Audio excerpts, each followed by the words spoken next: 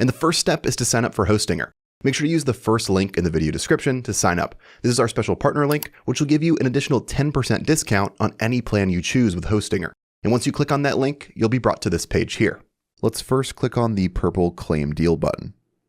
And that's going to scroll you down to the hosting plans. Hostinger recommends going with the KVM2 plan for better specs, but for this tutorial, we'll be going with the KVM1 plan to maximize our savings. And don't worry, if you need more resources later on, you can upgrade your plan at any time. Now click on Choose Plan.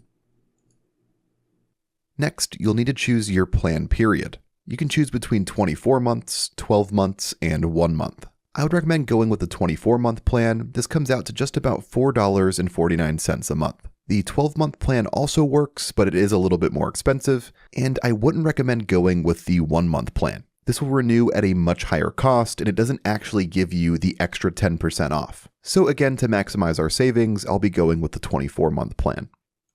You'll also see an option here for daily auto backups, and this comes out to $3 a month. This will keep your VPS data backed up every single day, so it's always safe and easy to restore. So if you feel like you need it, it's definitely worth adding. Next, you'll have to choose the server location that makes the most sense for you. This will depend on where your audience is and what you're using your VPS for. In my case, since I'm in the US, I'll just go with the server that has the best latency for me, and I'll select it here.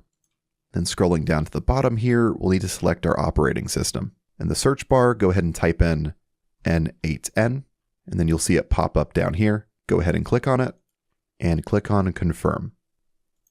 Perfect. Now let's scroll back up to the top and click on the purple Continue button to move on. Next, you'll need to enter your email address and password to sign up for a Hostinger account. And once that's all filled out, go down and click on the purple Register button to complete the sign up process. On this page here, you'll have to enter your billing address and payment information. Then once you've filled out everything here, click on Submit Payment to move on.